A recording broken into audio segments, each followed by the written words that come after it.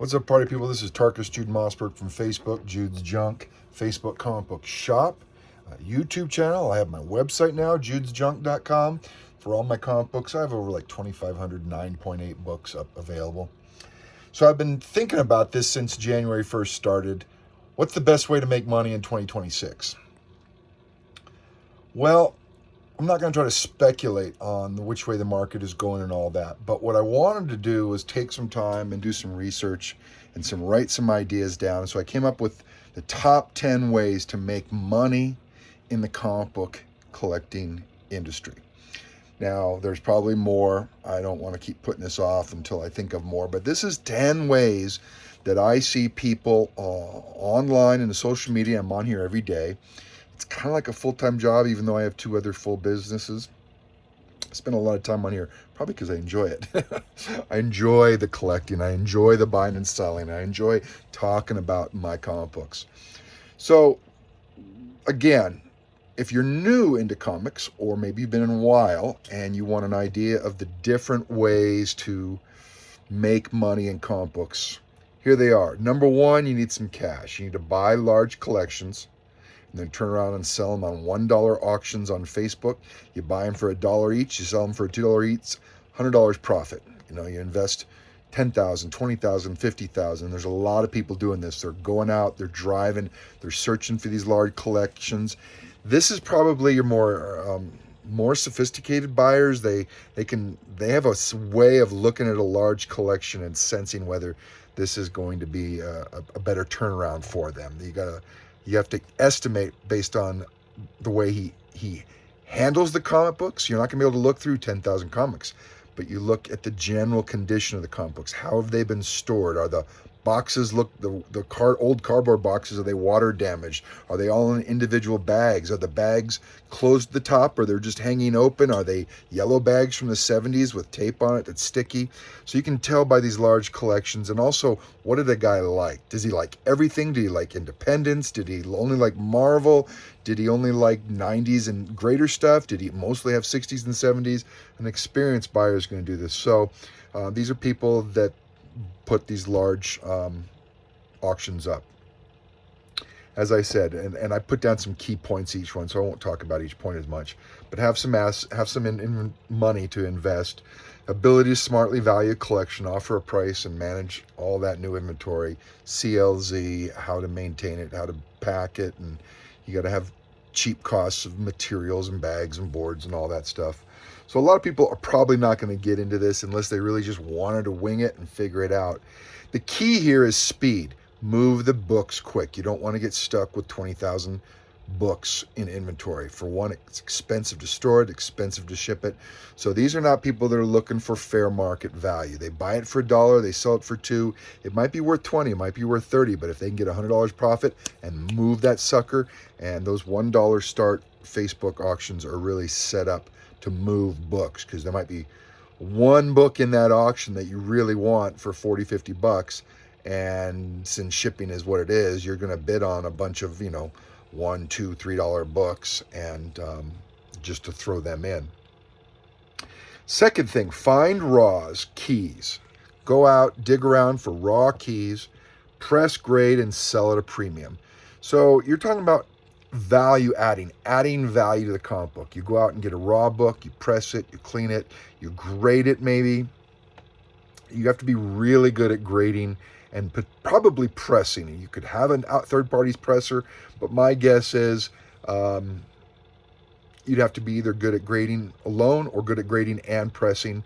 So you're adding value to the comic book. This isn't just, flipping. This is adding value to it, cleaning, restoration. You're going to go to a lot of cons, a lot of stores, a lot of you're looking for the diamond in the rough. That's what you're doing here. Not looking for large quantity books. You're looking for that Silver Age, Iron Man 1 that the seller thinks is a 5.0, but you look at it and say, I could get that to a 7.5. And then, so the key here is skill at grading. And you can learn grading even if you're new to the industry. There's just a lot of things to read. Third thing, buy raw or graded books and to send into CGC Signature Series events. So again, this is value added. You're buying raw or graded, and you're sending it into a Signature Series book. What I do, this is one of my aspects here, is I buy 9.8 books, and I will send that into a Todd McFarlane Signature Series event, and then turn around and sell that and make a profit. Hopefully, that's the plan. So you need to be really familiar with the Signature Series world and the demand. Have access to buyers that want Signature Series. A lot of people don't. Really need GPA. The other tools don't work as well. GPA is going to be your best for fair market values on Signature Series, and even then you're going to be stuck extrapolating a lot of data because there won't be recorded sales for some of these weird signatures. Be willing to invest a lot of money up front and wait 6 months, a year to get your books back. When I say a lot of money up front, it was $200 per McFarlane book, and I sent in 40. So that's $8,000 I spent, and I probably won't make my money back for over a year. If I'm lucky again, the market could change. The market could get flooded. You never know. It's a gamble. I like this gamble because if I get stuck with a bunch of 9.8 signed books, I'm happy with that. If I get stuck with 10,000 $1 books, I'm not happy about that. So adding value by sending to Signature Series events. You need to be great at grading. You need to be able to look at a 9.8. Sorry, I know that might be gross. My eye itched. You need to be able to look at a 9.8 and determine whether you can send it in and have it cracked inside and keep a 9.8. You need to know about pressing. You need to know about the CGC process. There's a lot of intricate little things to learn about that process. You got to be lucky. Pray the grades at CG come back as expected. It's part of a gamble, but at this day and age, a lot of people like the gamble. Blind bids, gambling. There's a lot of people that enjoy the gambling process. The key here is lots of time and money, knowledge of what signature sells best. Also know how to price and extrapolate sales figures as not a bunch of recorded sales. All right, so now we're just going to talk about the fourth area, buying cheap and selling high. Anybody can do this. It doesn't matter whether you're buying a 50-cent book and selling for $2 or you're buying a $100,000 book and you're selling for $200,000. So that's one model. Go out, buy cheap and sell high. Now, this doesn't apply to everything because a lot of the others are value added. You might pay fair market value. So you may find a steal in a book and turn around and flip it for a profit. You got to get really good at knowing where to look. You're looking for the diamonds again. So you're online looking a lot. You're out and about looking a lot.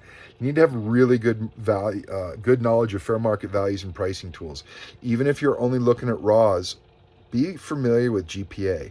Because if it's a matter of sending in a $50 grading to increase the value of that book $1,000, you want to be able to be aware of that. So that would be value added. But this is just buy cheap, sell high. It's not just raws either. You could buy a 9.8, you get it for cheap at an auction, and you turn around and you flip it and sell it. So there's not a lot of value added in this model. This is just buying cheap, selling high. The good news is it's quick. You could turn it around really quick. I just got a brand new pre-order Absolute Batman number 15, 9.8 pre-ordered. I got it off of Lost Boys for like $55, fully shipped with the discount back in November. Just sold it for like $80 shipped. Made $20 profit. I didn't know if it was going to sell really quick. I didn't know if it was going to blow up. I put everything up for sale the minute I get it. So I just got it in, put it up for sale, boom, it sold right away.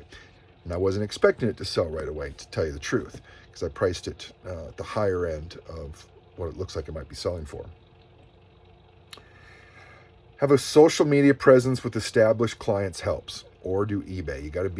You're trying to move these books quick, buy low and sell high. Key, be good at selling and marketing. You need to know how to market the book. You need to know what to write, what kind of pictures to take. You're really focusing on selling, and you want to be able to sell it for more than what you bought it for. So some of that has to do with your marketing skills. How about number 5? We've alluded to this, but number 5 is purely speculation. And this requires a lot of time. And actually, if you're late by a day, you miss the boat. So this is too much stress for me and anxiety. But you're talking about going to conventions, getting all the new stuff, and then staying up late Friday night to sell it online because it's hot. And you wait a day or two, and the demand is gone. Spend a lot of time watching pop culture news for latest events. If you're just watching Comic Tom, you're already 4 days late because that list comes out on Key Collector on a Wednesday, and then that video comes out maybe Friday, Saturday. So you need to be aware of the trends. You need to be signed up for all the trends, be aware how to find all the new releases. So it's real speculative, high-end, quick information wins the deal here. Move quick at buying and selling. Any time delay of even a 24 hours can kill your profit. I said go to conventions. I said anxiety, stress. I don't like the anxiety. It's like, oh my, I have a family and kids. I can't be like, ooh, I got to put it up for sale tonight. So I'm going to not do devotions with my family. I'm exhausted and I'm going to stay up and I put it for sale at 10 o'clock at night. I might do that if the profit's big enough there, but usually I don't want to do that anymore. And I know that. I don't follow the trends of the latest things that closely because that's not my big model. Key here is move fast. People with fewer responsibilities are going to do better. These might be people that are doing this full time. These might be people that are retired or unemployed or have more time because it takes a lot of time to stay up to all the date. Then you got to source the book, whether it's speculation on an old book or a new book, and you got to, maybe I was confusing. So the speculation is tricky. I don't like this market. It is maybe hoping a movie hits in 4 or 5 years. And so in some cases, you're not selling it quickly. You might be holding on to it for 3 or 4 years. That is where it gets dangerous because then the FOMO dies out and demand drops. All right, how about pressing and restoration? Let's say you have actual skills at pressing and restoration. I know people have gotten PhDs in art history that do restoration for artwork that got into comic books. And this is a real skill set. And I don't think there's much profit. When you look at how much you're paying some of these pressers for an $18,000 book and you're paying them $200 to press and clean it, maybe he's doing well off that, but once he runs out of books to press, then the business stops. This is a real job. This isn't, you still get to play with comic books, you still get to be in it, but this is people that have a real skill set, and I don't think it's that profitable. I could be wrong. You're usually very busy. Some of the better ones are 2-3 months out. How about number 7, financing books? A lot of people don't do this. I finance books. You make money off of financing books. Just like you make money off of selling your own house and doing owner financing. You know, typically when you sell your own house, they have a mortgage company that does the financing and they come in and you get all the cash. But if I do for sale by owner, then I might get that 6% interest on that loan. And then if he doesn't pay it off, I get the house back. So financing means you're the bank. So you might finance bigger books. And this might be the only way some people can afford a $5,000-$6,000 book is pay you $1,000 a month or pay you a couple hundred a week or something. But they really want that book. So I enjoy it because I'm helping people get the book they want. But there's also a financial benefit. So whether you're adding on a 6% interest charge or whether you're charging more for the book if it's financed, I have a process where I finance books and it's all cash and it's at the higher end. And then I have the PayPal goods and services where it's not cash and it's purchase protection, and that's at that same higher end. And then if you pay cash up front, then you go down to PayPal friends and family and you get that 10% off. But financing is at the top. People want to negotiate my cash price and then say, well, now can I finance it? I go, no, if you're going to finance it, it's the top price, not the bottom price. And I had one guy that got really upset like that, like I was baiting him. But there's different prices on how you pay for the book. In my world, for some people, it may not be the case. So financing books, have good relationships with a lot of client trust. That's the key here. Someone has to trust you. Now, if they pay PayPal goods and services, they can back out anytime they want, get their full money back, and then you've lost all that time. So for me, financing is cash only.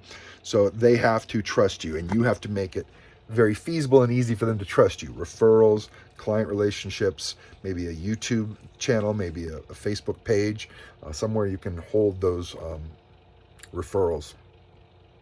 You got to be able to carry a seller for over a year. Is it $1,000 book? Are you willing to take $200 a week payments for 6 months? It can be very tedious if you're not skilled on Excel and how to track and then how to report the guy exactly what you owe, so you don't get into an argument of, oh wait, I paid this and this. You got to be really good at record keeping. So this is a financial aspect. And if you have the money and you want to move some bigger books, I just financed an $18,000 book overseas, Malta. Someone paid cash, And it took us about 7 months. They had to totally trust me.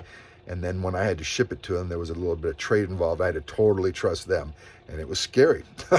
And we both ended up winning in that. Have money and a desire to help people.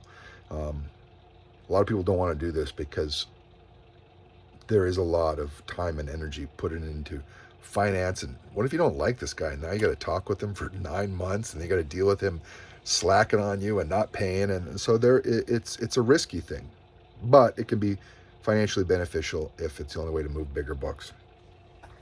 I know PayPal goods and services and eBay are all starting to move towards those, but they charge higher prices, I believe. How about a brick and mortar store? I'm not going to go into this much, but this is for diehards. I hope you have a business model and a plan. I hope this isn't your first business. A lot of brick and mortar stores go out of business.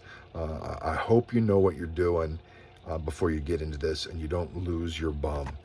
Because I've started 2 businesses before I started my health insurance business, and both of them went belly up, and those weren't even brick and mortar. Brick and mortar, big front investment up front. You got to manage people. You got to manage theft and damage. There should be somewhat of a unique business model. Not all comic book stores are created equal or even succeed. You got to deal with comic and distributors. It's a full-on business. This is probably going to be harder than a job. And some business owners love it and some don't. And it all depends on your business skills. Key, ability to run a real business. All right, number 9, selling on Whatnot, Instagram, and social media specialty. So it doesn't matter how you buy. You might buy the big graded books, $9.8, $10,000 books. You might buy the $1 raw books. But you're really focused, and this is more of how you sell, but you could have a whole business where you only sell. I only sell on Facebook Marketplace, Facebook groups, Facebook page. That's now tied with Instagram. I don't have Whatnot. I don't know how to use Instagram very well, so it's not my specialty. But there are people that are doing Whatnot, Instagram. They get a lot of followers. They know how to get a lot of followers, and that is their jam. And they seem to be doing really well. For some reason on Whatnot, I guess people are paying higher prices. And I know part of the auction, it draws people in like that, but it's a lot of time and energy for that. You just ask Comic Tom how much time he's working on doing those auctions. There's a lot to it. Even all the other guys that are doing it. You need to have a brand or a name that attracts eyes. You need to have eyes on your site if you're going to make money, and you got to be smart enough on social media on how to attract eyes. If you are sensitive and get upset every time there's a troll commenting, it's not the business for you. You want trolls. Trolls spike your post. They repost to the top of the heap. So if you get upset when someone comments negatively on your comment or social media post, then maybe eBay is better for you, or an online store where you don't have to deal with people's comments. You need to have internet skills for all that IT work. You need to have marketing skills. You need to have video editing skills. I do not have video editing skills, as you guys know by this video. So you need to be a social media expert. So you develop those skills with comic books. You can then do that with Pokemon. You could do that with anything. So it's actually a real tangible skill that could serve you well in the future, even if the comics doesn't work out. And then number 10, and this is something I just added on today. Lost Boys does this. Go out and buy a bunch of the modern books. You're not worried about speculation in terms of old books. You're getting all the moderns. And here, you need to, it used to be previews. I don't even know what the new thing is now, but you need to know the new books that are coming out. You need to read all those magazines that tell, hey, this is the first Absolute Joker's coming out in Batman 15. So you need to pre-order those 4 months in advance. You need to be really on top of your game. You need to be able to have access to the covers. Sometimes they're online with these discount comic book stores and unknowns, and sometimes they're not. So maybe there's other resources where you can go straight to that artist and see what the new cover is of that new comic book before it's published to the market. And sometimes the deadline to pre-order that book ends before the cover comes out. So you're gambling on an artist. So if you have some inside knowledge, you follow that artist on Instagram or Facebook, you might be able to see a copy of that cover and be like, oh, that's a hot book. And so you get 100 of them. And you go through and you pull out all the ones with ticks and bends, and then you send in 90 to CGC and you do a 9.8 pre-screen on them. Simple. You pay the extra $10. You have the higher level membership at CGC. You grade 90 of them. It's cheap. It comes in at $20. $30 a book. Maybe you do shipping, maybe you do bulk shipping to reduce those. Maybe you pick it up in person, and then you do pre-orders. And there's a lot of scammers on eBay doing pre-orders, because by the time the book comes in, you can't get your money back. So if you pre-order a raw, be careful. You might be getting those 10% of those books that are 9.2s, 9.0s, and with the pre-order on eBay, you can't do an NAD, not as described. So anyways, you're focusing on moderns, you're focusing on hot covers, maybe what's inside, but this is grading moderns. You'd think everyone's interested in reading Absolute Batman, and that was the beginning because it was great writing, but now in the end, it's just a hot book, so a lot of people are just grading these at 9.8s and not even reading them. There is value here. You're adding the value of grading it. Now, if someone doesn't like graded, that's not your target market, but you're adding value to the book. Target market, graded new book buyers. That's actually a really hot market right now. The newest books, the Absolute Batmans, the Blind Bags, there's a lot of people buying the new moderns in 9.8. And they did that in 2021, and I thought everybody learned their lesson. But maybe these are all new buyers that are just excited about the covers. They don't care about selling it in the future, and maybe they're gambling that, if you buy 10 for 50, 60, 70 bucks for a 9.8 graded, and you can sell one for 500 Absolute Batman. Imagine if you bought 10 of those Absolute Batman number ones. Remember, I bought 10 of those, what was it, Spider-Man 7, first Superboy, and I got a bunch graded, and I sold them until the hype dried down, and now I'm stuck with a few 9.8s double signed. So anyways, the key here is to have an eye for what's desirable. The cover is really key here. What's going to sell? Maybe the stuff inside will make it hot, so you need to be able to be aware of. I still don't know if it's not previews. What is the other tool that people use to find out what's going to be in that book? Stay up to date on trends and be 4 months ahead of new releases. So you're always planning 4 months ahead, and you can't miss those deadlines. So anyways, these are 10 different business models, not just for 2026, in every year that I see in the comic book world. So if you're new to comic books and you're looking for ways to make money, if you can think of some others that I missed, comment down below. And happy hunting, guys. Take care.